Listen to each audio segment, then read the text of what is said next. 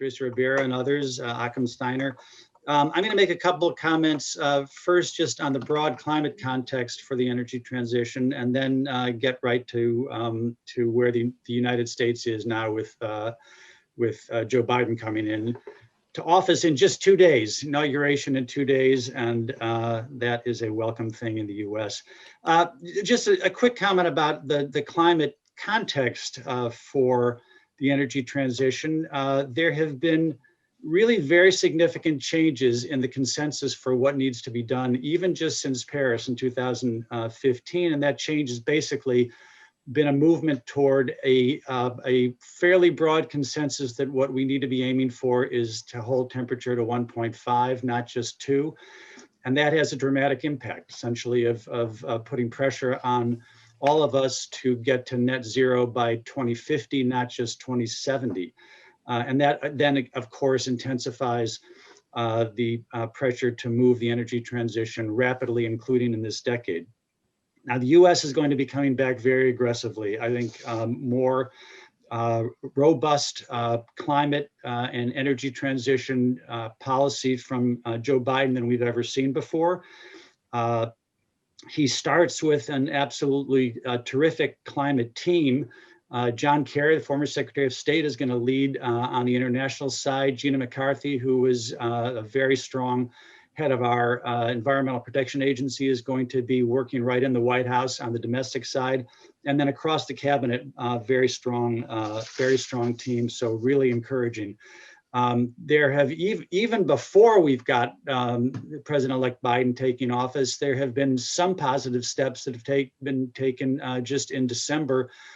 In the last big COVID relief bill, it included $35 billion for energy, renewable energy, R&D, extensions of wind and solar tax credits, and tax credit for carbon capture and so forth. But you can look for President-elect Biden to put in place a very large green recovery program with a core focus on the energy transition.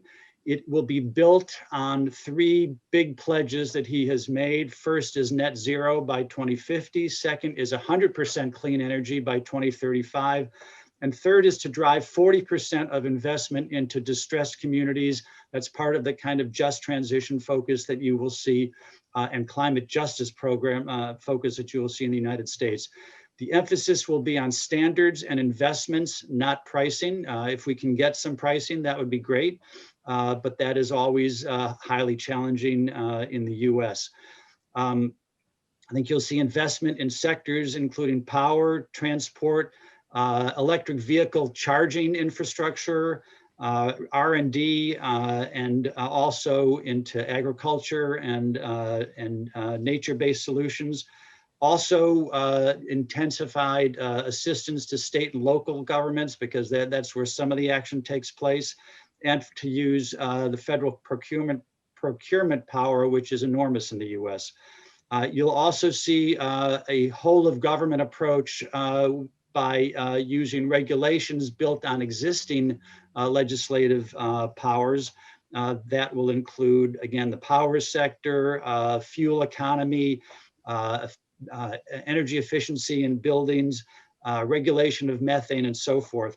And last quick thing I would say is that that for those of you who follow the sometimes tortured reality of the US political system, there were 2 runoff elections that were run in Georgia on January 5th.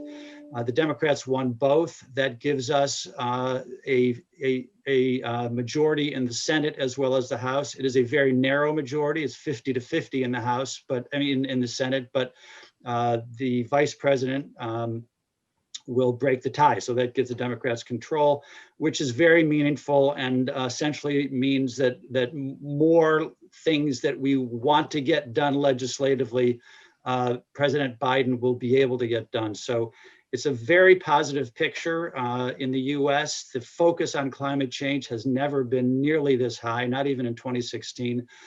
So I'm quite encouraged. It's not going to be easy, obviously, but I'm quite encouraged about what we can do in the US.